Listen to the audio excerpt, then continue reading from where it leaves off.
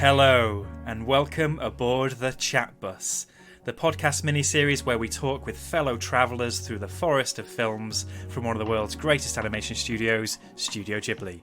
I'm Michael Leader, and I've seen the lot of them. And I'm Jake Cunningham, and I'm sat just behind the driver's seat. So join us on our quest into the glorious world of Ghibli. All aboard, Jake. All aboard! Oh, it's nice to be back. I haven't got a bus since school, really. And, well, yeah, I get motion sickness on buses, so this is about the only bus that I can handle. This bus is, of course, a cat. Yep. A quite furry scary interiors. Cat. Yeah. That can slope down its side to become a door in a quite Cronenbergian way. Yeah, we shouldn't really be asking these questions about the Chatbus, which is, on the one hand, one of the cutest creations Miyazaki ever made, but also horrific and terrifying and nightmare-inducing. But this isn't the Chatbus, of course. This is the Chatbus, a gold star rated pun there for what is going to be another one of our interview mini-series where we check in on various people that we love and admire. We're going to geek out about our shared love of Studio Ghibli and also talk about what they do in their creative life and how Ghibli might relate to that. Yeah, and I suppose as our mini-series have expanded over the years from the other filmmakers that we've been looking at, whether that's Satoshi Kon or Mamoru Hosoda or Cartoon Saloon, it's kind of opening up these conversations as well. So it's great as we get in artists who are kind of working in lots of different disciplines, whether that's music or video games or storytellers within film, just to kind of put together this patchwork of all the different inspirations that are coming in that intersect with Ghibli as well. Mm-hmm. It's all about Ghibli. It's not just in our heads. We're not just drawing links that aren't there. We definitely have these people talking on record about the influence of Ghibli on their work. Anyway, we're going to start this mini-series. We don't do this very often, but we're actually going to go on the awards circuit for the first two episodes, aren't we, Jake? So this first one is kind of a light tie-in with the BAFTA Game Awards coming up very shortly. This is a video game-related episode speaking to two of the creative talents behind the game Sable, which is up for Best British Game at the BAFTAs this year. This is Gregorious Kythreotis, who's creative director at Shedworks, a game that made Sable, and Michelle Zauner, who provided the score. But of course, that's not all she does, is it, Jake? No, so people might be familiar with her under her stage name of Japanese Breakfast, where she's released 3 albums now. So the ones from a few years ago, Psycho Pomp and Soft Sounds from Another Planet. But just last year, her 3rd album, Jubilee, kind of exploded a lot. It's got big high rankings on the Pitchfork Albums of the Year, and at the Grammys she's nominated for Best New Artist and Best Alternative Album. So this album, Jubilee, I absolutely love it. I really wasn't expecting an album to kind of intersect my loves for kind of the sounds of Neutral Milk Hotel, but also like chilled Ibiza mix CDs from the 90s. And there's little bits of that through there. I think it's really, really lovely. And there is some really poignant lyrics in there that cross over to her book, Crying in H Mart, which began as an essay and then transformed into this amazing book that's exploring her relationship to her mum as her mum's dying from cancer through the Korean food that they cooked together. And it's brilliant, and I recommend it to all our listeners. But for us, as we explore the relationship with Ghibli with these artists, it's brilliant that we can get such an amazing kind of pot of ideas here, where we've got video games, we've got soundtracks, we've got songs, we've got books, all coming together into this one conversation. This is absolutely amazing. It's very rare that we can go away from an episode with a recommendation that crosses all media. Also, maybe some food recommendations may come out of this conversation as well. But we should We have talked about Sable in the past, I think on our Christmas episode when we talked about some of our favourite things from the year. But if anyone hasn't had a chance to play Sable yet, that's a big recommendation from me. It's one of my favourites from last year. Sort of a very open world game. When the first sort of visuals were released online, people said that it was very Ghibli-esque, although it may be a bit more of a French, Franco-European, very minimal art style. Looks a lot like Nausicaä the Valley of the Wind, or these sort of big, beautiful, but often quite barren landscapes. I'll just quickly quote from the website for the game, just to give a bit of background for what the story is, because we do talk about what's quite a minimalist story for what is quite a big exploration-heavy game where you create your own experience. So, you guide Sable through her gliding, a rite of passage that will take her across vast deserts and mesmerising landscapes, capped by the remains of spaceships and ancient wonders. Explore the dunes on your hoverbike, scale monumental ruins and encounter other nomads as you unearth mysteries long forgotten and discover who she really is behind her mask. So, a great story of a character going out in the world to find themselves. Yeah. What could be more Ghibli than that, Jake? Well, and I said that Michelle's got 3 albums, but of course there is the Sable soundtrack as well, which I've been listening to so much. And she said that one of her favourite songs that she's ever written is on this soundtrack. We'll get into that into the interview. But the whole thing is brilliant. And I love that it's one of the rare instances where the full kind of long soundtrack is actually available to listen to. So many soundtracks just end up being about half an hour long or 45 minutes long, and it's not the whole piece. And being able to settle into the full Sable soundtrack for, how long is it? An hour and 36 minutes on Spotify is bliss. Brilliant. So plenty to listen to read, and to play, and to watch off the back of this intro. But first, let's listen to our chat with Michelle and Greg.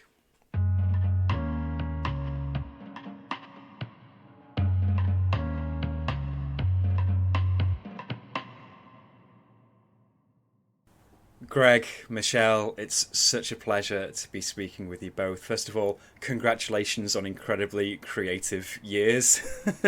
Jake and I thought we'd done a lot this year, but the two of you releasing a game, novels and music and everything, just congratulations. It's such a treat to speak with you. The way we start these interviews is with one question, which is, what was the first Studio Ghibli film that you watched? And Greg, I think I'll come to you first and then Michelle afterwards. I think it was Spirited Away from, I think I would have watched it when I was maybe 13 or 14. I'm not really sure, but I think I would have heard about it through actually one of your previous guests, I guess, through Jonathan Ross's show.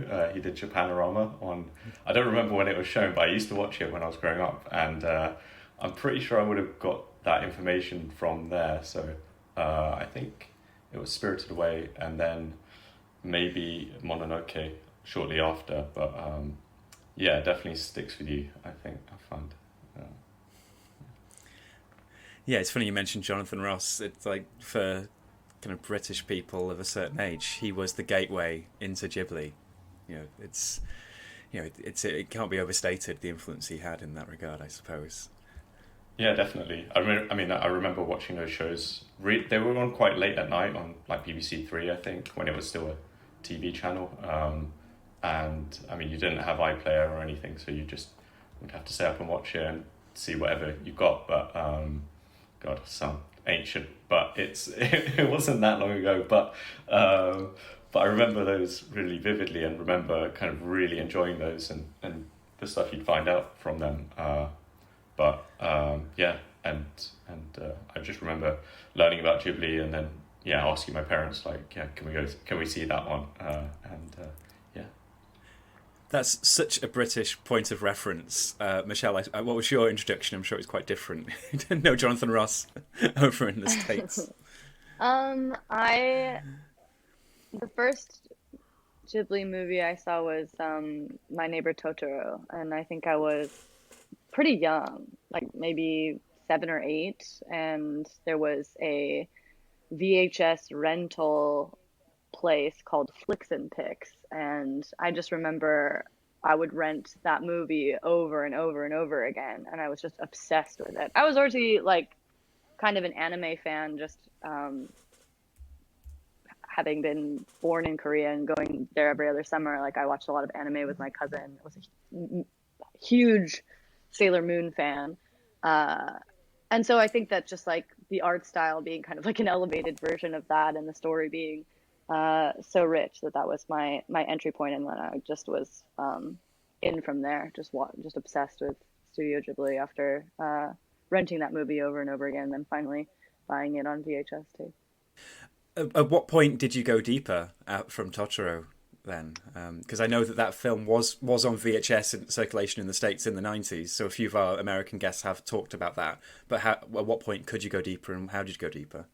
I think my mom was just like, why are you just renting the same tape over and over again? I was just like one of those movies that I was just like blown away by. I was totally obsessed with it. And so I think that probably after renting that like week after week, my mom was like, maybe you should like watch another one of these like types of movies. And I think the next one I watched was Kiki's Delivery Service. These more kind of like geared towards children, and then it kind of felt like I was growing with Miyazaki in a way of just like I feel like as the movies go on, they kind of get more mature, and it was like sort of something that I got to like kind of grow up with. Yeah, I think that, like those two as entry points are so good. I think like it's the kind of thing that I wish that a younger version of me had access to. Something like Kiki's Delivery Service for like a 13, 14-year-old. It's just such a lovely film to watch and to inspire and to teach you about kind of grey areas of emotions that a more Western Disney-fied version of life just would never touch on. Like the fact that Kiki's ends with her just kind of reckoning with the fact that she's always going to not always be happy or sad all the time and exist in a midpoint. You think, well, there's nothing coming out of Disney that's approaching something like that at all. We kind of consciously thinking of stuff like that, thinking why this is good, or we just kind of vibing with it and then exploring it a bit later on? I'm sure that when I was younger, I was just like so enchanted by, particularly in Totoro, like the character design and the animation style. I was just like what I was into at that time. It like checked all the boxes of what completely enchanted me, I guess. And then I think as I got older, I realized like how special it was to grow up with that, and especially as a young girl. There are parts of those movies in particular that move me to tears every single time that I see them. And a lot of that is now just being older and recognizing that there's this nostalgic thing that had a totally different meaning for me before. But now that I'm older and like I lost my mom, seeing them go visit their mother in the hospital, and when the mom like brushes Satsuki's hair, I just lose my shit every time that part happens in My Neighbor Totoro. And the part where Kiki buys a frying pan and like realizes how expensive it is, like now that I'm an adult and like I remember being 18 or like in my early 20s, like living on my own for the first time, and just like that feeling of like cleaning your apartment and buying an expensive frying pan and then like falling on your bed and just feeling like so lonely and overwhelmed. Like it hit so much harder than back then, when I think I was just like intrigued by the world and like the magic in it. Absolutely. And so Greg, what were you kind of consciously getting out of Spirited Away when you watched it then? I suppose Spirited Away is kind of almost like this overwhelming experience of imagination all at once happening all the time. Yeah. But then as you've spent more time with these stories since those films came out, what's been your trajectory with Ghibli? I think growing up, I did watch a lot of anime, and I was kind of a bit of an edgy teenager, I guess, and kind of like I think the Disney stuff didn't really appeal to me at all at that age, and I think a lot of the anime I watched was a lot darker or a lot more mature. And I think my first kind of like real exposure to anime would have been when I was very young, but not really anime, which is the like animated section in Kill Bill. And I think I was pretty young. I don't know why my parents let me watch it. I must have been like 11 or something, quite, too young to watch that film. But I remember that was like my first exposure to the medium, or the one that sticks strongest. Well, Dragon Ball Z actually would have been, but yeah, the one as I was growing up that sticks strongly in my mind. And then I guess the thing about Ghibli was it kind of touched on, or it had this facade of being kind of wholesome or Disneyfied, but then there were these kind of strange undercurrents to it that I think, or like a darkness at the core of certain things, or just things aren't as clear cut. Like the definitions of good and evil are sometimes kind of blurry or not necessarily transparent, and I think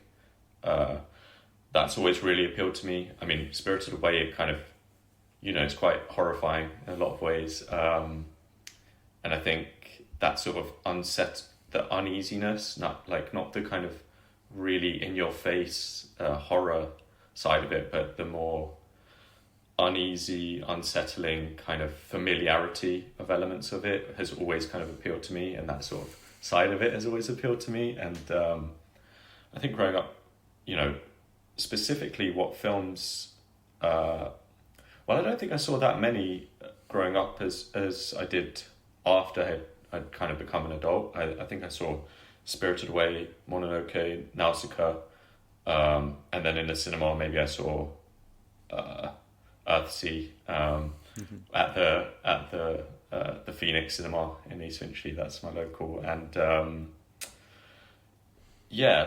but then I think when I after I kind of graduated from university and started to look at more at the craft of it and the themes with a more mature lens, I think that's when it started to really open up to me and become more appealing, and I felt like I understood it a bit better than when I was younger. When I was younger, I took it a lot more at a surface level, and yes, I'd read into the smaller moments, but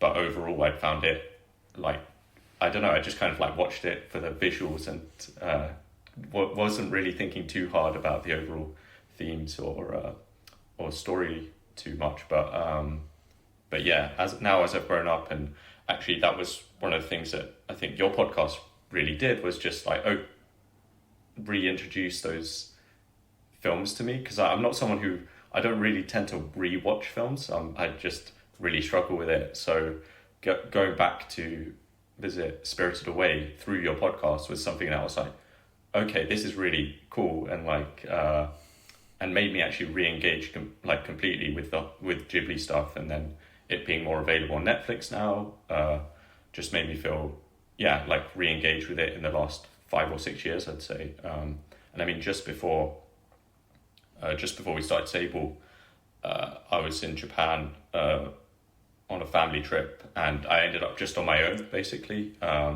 because, well, we had a bit of a family emergency and my parents were meant to be with me and they went back, so I was just in Japan on my own, and I went to Jubilee Museum just on my own, and it was kind of in between projects, and I think professionally I was kind of at a bit of a dip, a bit of a low, and just going there was just such an amazing experience, and I think made me feel connected to what they produce, just because I guess that moment in time for me was quite difficult, and then seeing all the stuff that they created and the worlds that had been built and the impact they had kind of made me feel like, okay, no, like I want to make stuff like this is, and so I think as a creator now is when I've really felt engaged with their stuff, with their work.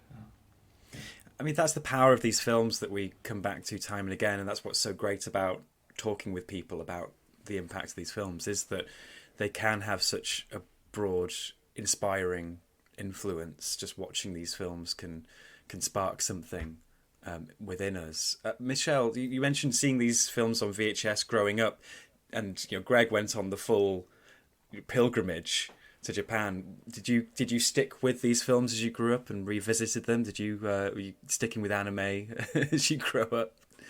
Yeah, I mean, I've always loved Studio Ghibli movies, and I feel like being exposed to them pretty early on, I feel like I've watched most of them probably by now, and yeah, they've been movies that I've loved and returned to and rewatch all the time. I feel like whenever I have a bad day, I always like to put on a Studio Ghibli movie, because it's like it's like an adult pacifier for me. Like it's very nostalgic and comforting for me to return to over and over again. Yeah, that's when we were in our first lockdown over here. I watched My Neighbor Totoro 4 times. That's amazing. But it is that calming effect, but also that kind of centering feeling, I suppose, that Greg, you were alluding to with when you're out there as well. There's something about these that when you're in a kind of turbulent phase of life, there is something just about watching, whether it's just two girls run around with a forest spirit for 70 minutes, something just about that can just alleviate anything else that's going on.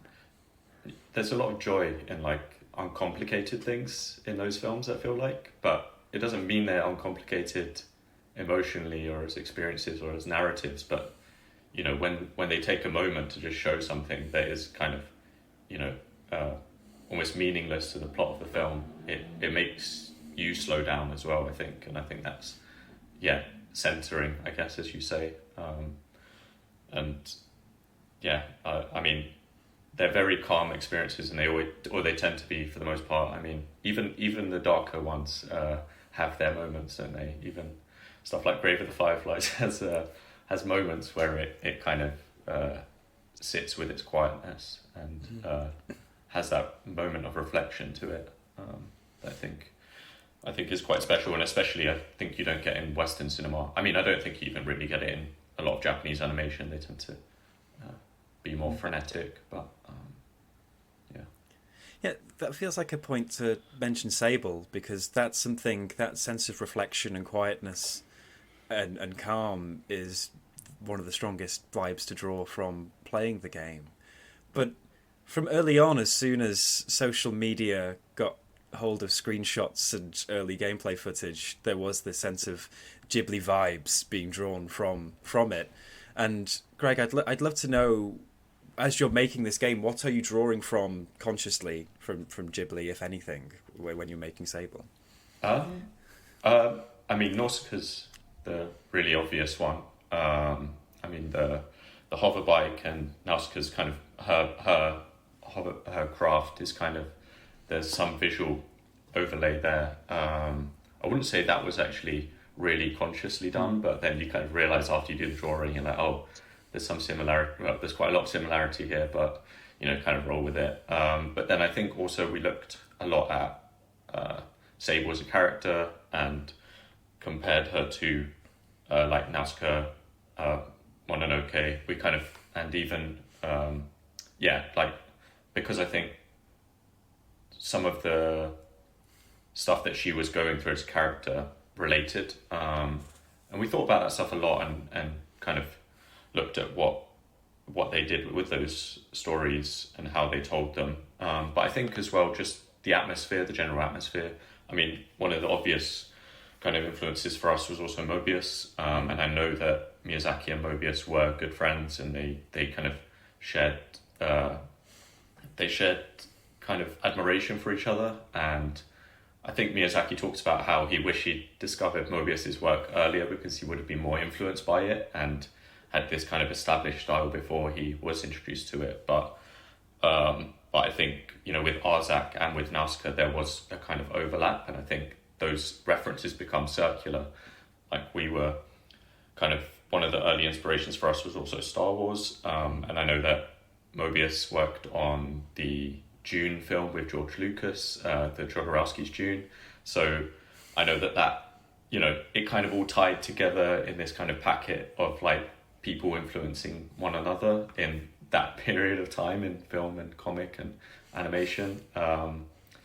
And so, but in terms of the Ghibli stuff we really thought about was just mostly the atmosphere and the mood and the emotional side of it, I'd say. And I'd say that's actually kind of the most important thing for us. So, you know, we can talk about like visual references, and I mean, we looked at the Ohm, and we have these kind of giant beetles in our game that were very much like kind of inspired by some of Nausicaa's stuff, and even in the Valley of the Wind, the kind of architecture and the windmills and stuff like that. Those were things that were kind of reflected in some of the architecture in the game. But I think I tie it all back to atmosphere and mood and that kind of the quietness that you sometimes get in those films, and I think you definitely get in the game. And I think that's something that we're very consciously thinking about, and even just like on a production level, looking at the production drawings and production process of Ghibli, having been there, looking at the research manuals. So like I have just notes on because you can't take pictures when you're in the Ghibli museum, right? So I just have notes on my phone that I was taking at the time, and I can look back and look at my notes about their production books on reference books, for just like different types of plants, and it's just a book on plants or a book on rocks or a book, and I think kind of like thinking about how they approached the art production in that way was really interesting, was really inspirational, and it's kind of straightforward in a way, but it's inspiring to see something so amazing, something that looks, and try and understand the process of it, and then figure out that like, okay, they are people, and extremely skilled people, but they have a process and they make things just like anyone else. And that was really, really cool. What's so key about building that atmosphere is the music as well. And so, Michelle, I'd love to know, for like something that is kind of so unique as Sable, what was that first brief, the first sense of an idea that you had to come back with or react to when you were first talking to Greg about it? I think that because I never composed music for any kind of soundtrack before, this was like sort of the first project I was entering, where I was kind of like a cog in a larger creative machine, which was really exciting for me. But I think I was like so green and like very eager to please that I started very early on, probably before I should have. I think that Daniel reached out to me in 2017 or 2018 when there were only a handful of animated GIFs, and they were still really putting the world together, and they kind of like had some kind of Google Doc of just where they were headed. And I was on tour in Europe, I think at the time, just like so eager to get started writing based on these descriptions, like in the van, like putting like synth pads together and creating these kinds of environments the way that I envisioned them. And then a year went by, and I'd see some videos of these kinds of biomes that I was responding to, and realized like whether or not they fit, and sometimes they did and sometimes they didn't. And then another year would go by, and I'd start playing these updated builds every week, and really learns like what was going to work and what wasn't going to work. And I think that was sort of when the real work began, was like becoming really immersed in this world that was actually real, and finding what they needed and what I thought they needed, fitting or not fitting. So yeah, that was a really fun part of the process. I just wanted to do a good job. I wanted to keep up with like, Greg and everyone, like and then, I was just trying to do my best, I guess. But you made a playlist on that's Spotify, I remember, and it was like the Sable Inspo play, and you made it public, right? So I used to like listen to it, and it had a lot of like Ghibli soundtrack stuff in it, as well as old school JRPG stuff. It had, I remember, and that was cool, because I'd be making stuff and then listening to some of the music you were sending through, but also the references you were listening to, and actually the music that Michelle delivered for the first trailer was. It was a big deal for us. It was kind of like, we need to match the standard set here. We need to deliver a game to match the music, and that was, it was like, oh shit. As soon as we got it, it was like, oh god. But no, I think it was really cool. And I mean, one of the big references we talked about on a implementation side in terms of the music, like kind of less how the music would sound on an album, but more how it's going to sound in the game, which was always, the kind of primary design focus of everything that we did. One of the key references was actually Breath of the Wild, which I would say to me is like the best Ghibli video game there is out there. I think it really kind of captures that mood so well, better than any of the Kuni stuff or other games they've been involved with. And yeah, so the kind of we looked a lot at like Japanese ambient music, and that feeling of like the kind of implementation that you get, and silence and sound design being as big a part of the soundtrack as the music being there as well. That kind of negative space and positive space, right? So, but I don't know if you've done much of that, Michelle, before. No. But you've done a game before. You had done. Yeah, but they were MIDI versions of songs that already existed, and actually it was like the game was responding to the music instead of the other way around. So this was definitely my first experience with that. I definitely remember turning to a lot of Joe Hisayashi's scores and to reference, particularly for songs like Glider and Better the Mask, because it was kind of early on in the game, especially for Glider, before I think that I really understood what the narrative was. And I knew that I wanted to get started because pretty early on, Greg and Daniel mentioned that they wanted to have this big musical moment where you're leaving the camp and a song with vocals and lyrics comes in.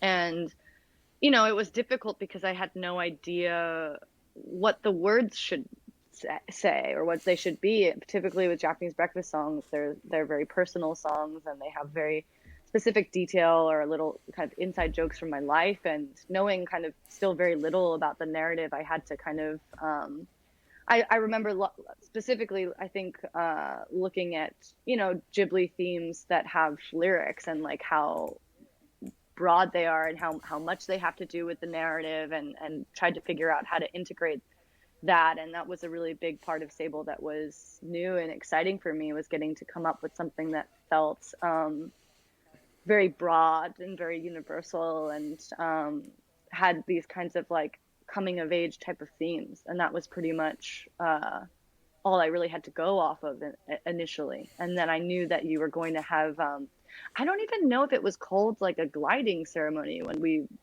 when I wrote it. Like, I think that kind of term was sort of new. And so I think we talked about the glider, but maybe whether she was the glider or the bike was the glider, or I don't know, maybe not. Yeah, I knew that you had this ability to like float. Yeah, maybe that was it. And yeah. I think that I was just like, I'll do something on that, and it'll be. I knew that it was a coming of age story, and I knew that you had this ability to float, and so that was kind of like all I really had to go off of for the lyrics for Glider. And so it was fun to just like, I don't know, like I feel like a lot of these like Ghibli themes are very, very broad and very, very loosely related to the narrative, and it was interesting to kind of try to figure out how to incorporate that into the themes. Yeah, the thinking about, as you said, Greg, how a game like Breath of the Wild, and particularly Sable, are perhaps the best Ghibli games we can ever get, and it is a conflict, a thematic conflict at the heart of Miyazaki's films in particular, is that he's a pacifist who loves tanks and planes. And the way that that's played out in something like Sable is there's no conflict, there's no action. And talking with Jake and Steph, we had an episode last year where lockdown, Jake and Steph sunk hundreds of hours into Breath of the Wild and just exploring an open space, and how it captures an aspect of Ghibli's films like Kiki's Delivery Service, where you're going out into the world, discovering yourself, discovering the world around you. It's just a shame that we have to also fight all these monsters as well when we're doing it. And Sable takes that one further by taking that out of it. And I suppose that, can you talk us through the process of creating this great open world game, taking out the conflict? It's funny because from the outside it probably looks like taking out, but for us it was not adding it in. So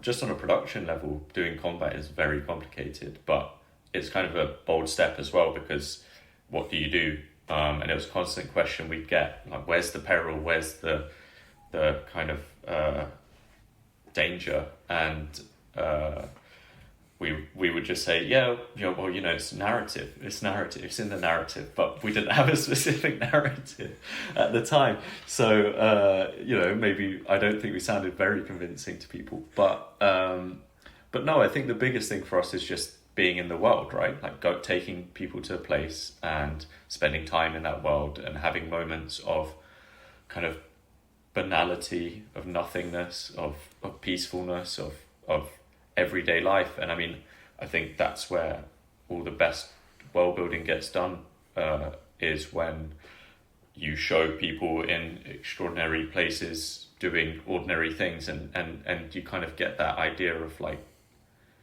what is different about who they are. I mean, even when you visit another country, like going to the local supermarket is sometimes like the most fun telling aspect of that experience, because you're seeing something that you directly compare to your life, or where you live, and you're able to kind of compare and contrast that. And I think with world building, a lot of the time that tends to be where I find the interest, and I think that's what we're trying to do with the entire world of Sable. So we had these kind of extraordinary moments, these ships, these fantastical environments, and then we try to contrast that with the people who live in the world and their kind of day-to-day life, and these extraordinary things are maybe slightly less extraordinary to them. Like driving a hover bike is something that people do, whereas if you saw that in the streets of London, you'd probably be a bit intrigued, I'd say.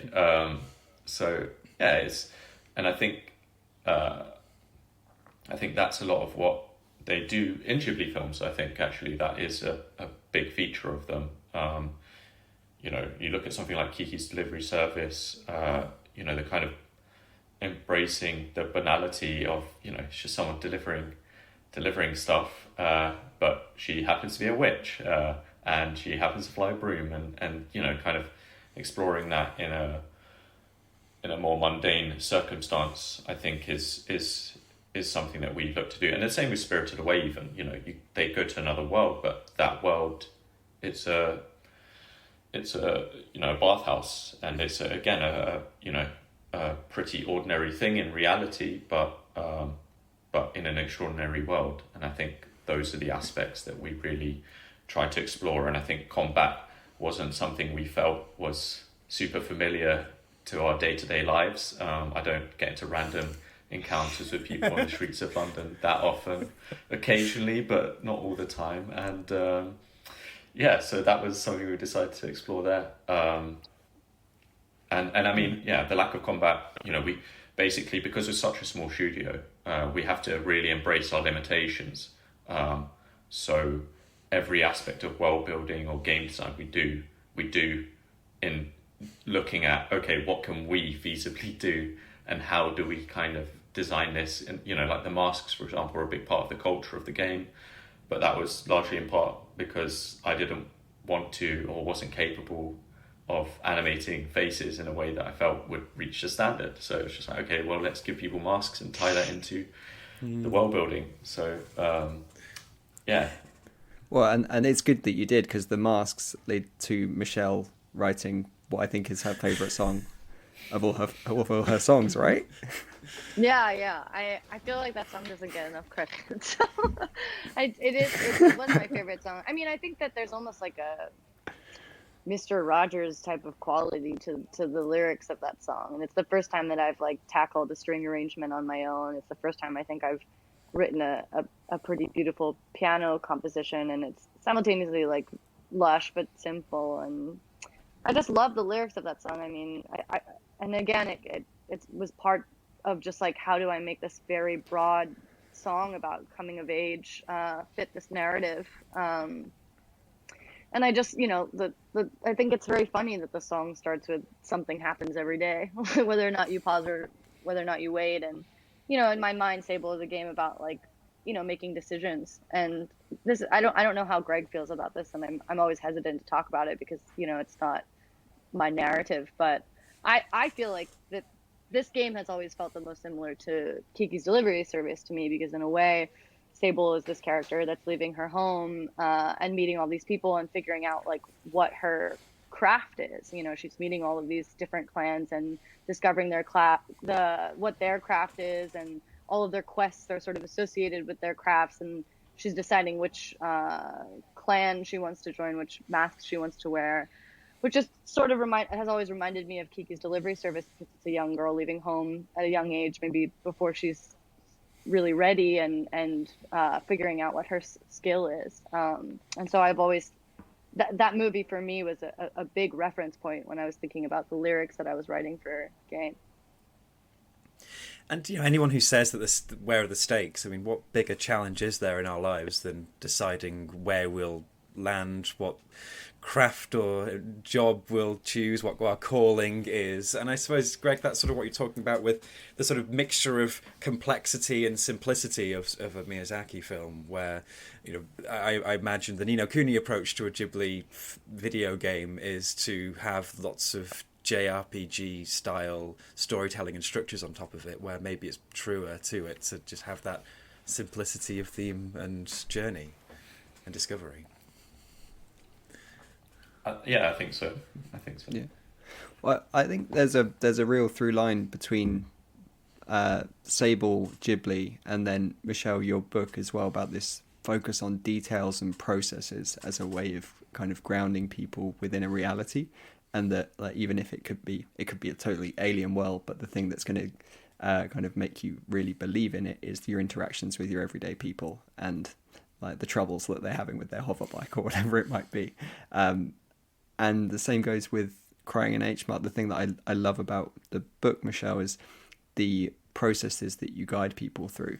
I think there is a kind of a approach to food in a lot of media where it might kind of get put up on a pedestal and presented as this unachievable thing that's glorious and glamorous, and it's the Salt Bay steak covered in gold approach. And this is absolutely not that. And I love that when you're writing about food, you're writing about all the steps that it takes to arrive at the end process. And so, like, the sections in the book where you are kind of arriving into like a new apartment, and it's the new kitchen and the things that you have to gather to assemble that space, and the 3 hours that you'll spend watching YouTube videos to guide you through a certain recipe, which I absolutely love. And because I think a line that I really loved in the book was when you said, I remember these things clearly because that was how my mother loved you.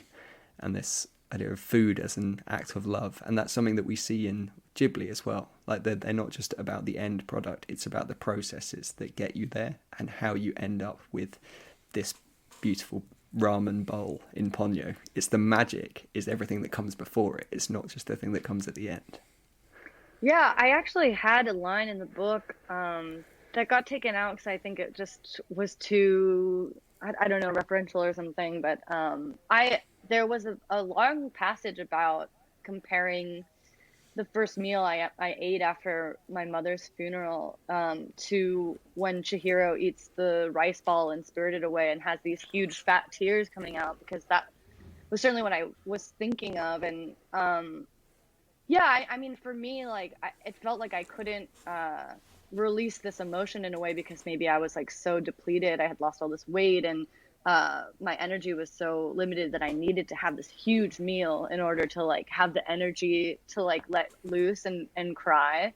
And that scene in Spirited Away is so moving to me. I get so emotional every time I see it, because you're not sure if she's crying because someone has finally helped her, or if this food has like finally given her the energy to release these emotions of like what she has just witnessed and is very shocking to deal with, or if that food has like some kind of magical power that's like releasing these like very oversized tears.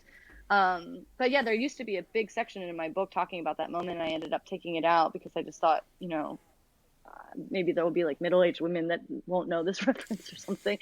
But yeah, I always think about that scene, and I think that Ghibli does a really beautiful job with a lot of the most memorable parts of Ghibli movies for me are always like the beautiful food, and even the like tin of candies and Grave of the Fireflies. And yeah, I feel like that there's always like really, really beautiful detail in the food that they eat. Oh yeah, absolutely. And Kiki's Delivery Service, going back to that, like that's just full of those lovely moments. And like you mentioned about that it's a film about going out and just having to fend for yourself, that feeling of arriving in a new place, like maybe as a student or something, and you don't really know how to cook anything, and it's like, all we're going to have to eat is pancakes forever. Yeah, it's a really lovely read. But would love to ask you about other anime and video game influences that might be creeping into both of these works, or any other work that you do as well. So, like Michelle, the first track on the new album is Paprika. Is that's Satoshi Kon right there? Anything else that's circling the what you're consuming? Gosh, there were like some, in the early recordings of Psychopomp, there are like some anime samples. Like I think that for Jane Come, I think that we used a sample from Serial Experiments Lane, and certainly a lot of the music videos that I make are pretty heavily influenced by different anime, Akira and Cowboy Bebop, and those. I definitely have always been pretty heavily influenced by anime and video games, and most of the visual stuff that I've done. Yeah, this feeds in pretty well to like the final question we ask all our guests, which we would like to put them on the spot, so apologies for doing so, although Greg might have heard previous episodes along these lines, so we might have prepared. When we started this podcast, Jake had seen no Ghibli films, and I said, I'm going to show you all the Ghibli films. And when we got to the end of that, we decided to go to Satoshi Kon next, and then Cartoon Saloon after that. And so now we're just always looking for the next trip to take him on. And Michelle, it could be anime, it could be anything really. We could go on a JRPG journey next, or whatever. But where should we take Jake next after this journey? God. I don't know. I mean, I think that I've talked about this in a lot of interviews, mostly involving Sable, but for me, I think that the first video game that I played that really moved me was the Super Nintendo RPG called Secret of Mana, and it's one of the few two-player RPGs, which is, I think, I really hope that more of those like come into this world, because I think it's such an amazing journey to get to share with a friend, or in my case, it was my dad and I would, travel all these different worlds together, and at the end you feel like you've really accomplished something, or there's this closeness, this particular type of bonding that I think is really special. And I feel like that was one of the first games that I played that I really recognized what video games power could be, in just like the art style and the music and the character design and the narrative. I was deeply impacted by that, and it's still one of my favorite games of all time, and I think that would be fun for you two to get to play together. Oh, we need to be in the same room to do that. That would be amazing. Oh, the soundtrack for Secret of Mana is something else. That's an incredible one.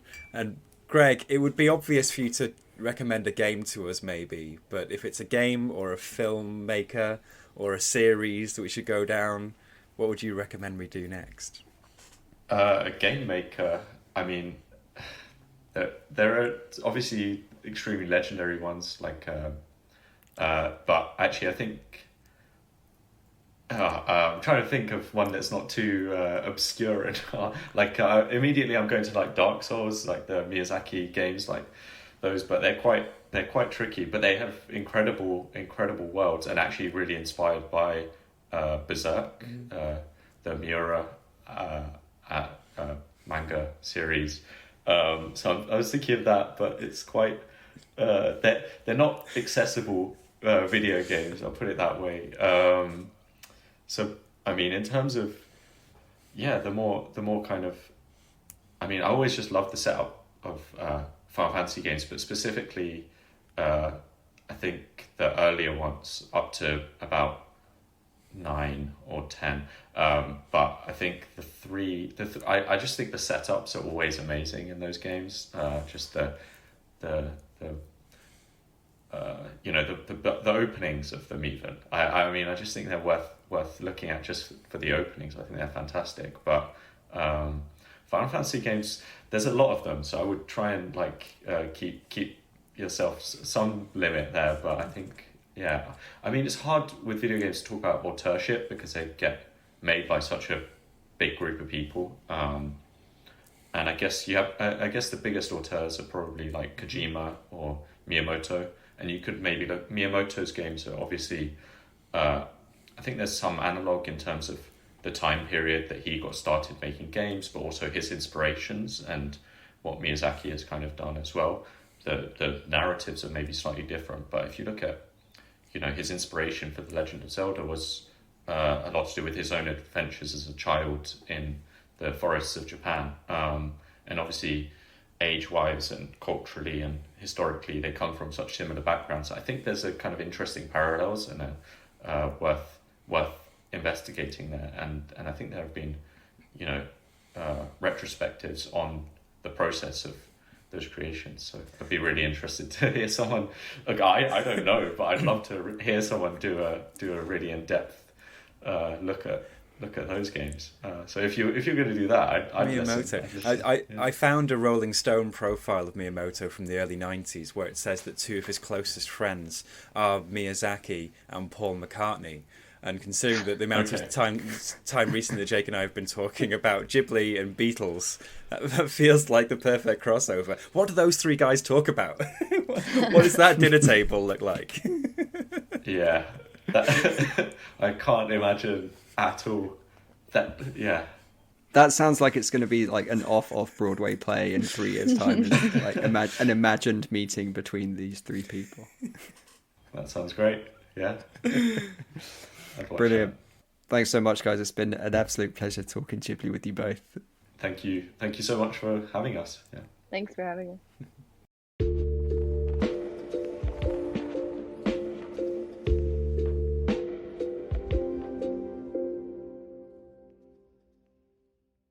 Thank you so much to Greg and Michelle for joining us on this first episode of the Chatbus mini-series talking about Sable and so much more. What an amazing chat. Oh yeah, so good. And so good to have people from such different disciplines coming together to talk about the way that Ghibli influences and kind of filters into the art that people do in so many different ways. And God, yeah, just go and listen to all the Japanese breakfast albums, listen to the Sable soundtrack, go and read Crying in H Mart, go and play Sable. What an episode for recommendations. And that's on top of the recommendations that they then gave to us as well. Yeah, we love a good reading list at the end of an episode. Now we have a reading, playing, listening list. And one last thing, good luck to the team behind Sable at the BAFTA Games Awards on the 7th of April. We're rooting for you. Absolutely. And so big thanks to them, but there are lots of other people that need a thanks in this episode, aren't there, Michael? Absolutely. We have our first raft of Patreon backers that we want to thank. Should we go through this list, Jake? Let's do it. Yeah, thank you so much. Wait, who's John and Paul, do you think? Well, I think it's more likely we're George and Ringo. Oh, well, I mean, there's still some good songs. I mean, is our podcast the Octopus's Garden of the podcast landscape? Yes. Well, let's not get too Beatley right now, but the best Beatles solo song could be Photograph, which George Harrison wrote for Ringo Starr. Too controversial for an outro. Let's get back to it. The main event, of course, thanking our patrons so kindly donating to the Ghibli Tech cause and helping us keep this show going. Really, really huge thanks for doing this. And well, let's get stuck into it. So first off, thank you, Cinematic Universe. Thank you, Joe Cunningham. Thank you, John Grieve. Thank you, Colin Heath. Thank you, Nitan Kalair. Thanks to David Cox. Thank you, Michael James Jones. Thank you, Michael Charbonneau. Thank you, Gary Eade. Thanks, Jens Olsen. Thank you, Grace Hebditch. Thank you, David Mankins. Thank you, Eve Grasset. Thank you, Stella. Thank you, Opalescent. Thank you to Sam Clements. Thank you, Hugh Conlon. Cheers to Anthony Sebastian. And thank you to re_coo. Thanks to Jamie Meisner.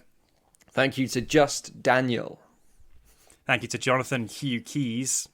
Thank you to Dave Lynette. Thanks to Michael Eckert. And thank you to Sean Geraghty. And that is a big, big, big thank you to all of you for joining us over on the Patreon. It's been brilliant having these conversations about Ghibli with you in the Discord as well. And not just Ghibli, so much more that we're talking about too. The Discord has really picked up. What a lively place that is. Lively and putting us to shame. I know I like to post pictures of my Ghibli bookshelf as I add books to it on our social media accounts, but already that's been put completely into the shadow by some of the bookcases that we've seen. Some collections absolutely, putting me in the shade. Yeah. So if you want to join in that conversation and help out shaping what we're doing on the podcast in the future, as well as getting access to our bonus Library Cafe episodes, including a massive Michael nerd out on the Batman, then make sure you head to patreon.com/Ghibliotech. But you can keep up with us in other ways as well, can't you, Michael? Absolutely. We are on Twitter @Ghibliotech. We're on Instagram, ghibliotech.pod. And you can also catch up with us individually. Steph is _Steph Watts. Jake is Jake H. Cunningham. And Michael is Michael J. Leader. Next week, we have an episode we're very excited about with the team behind the history-making animated documentary Flea, which this year was nominated for 3 Oscars: Best Animated Feature, Best Foreign Language Film, and Best Documentary. We'll see you then.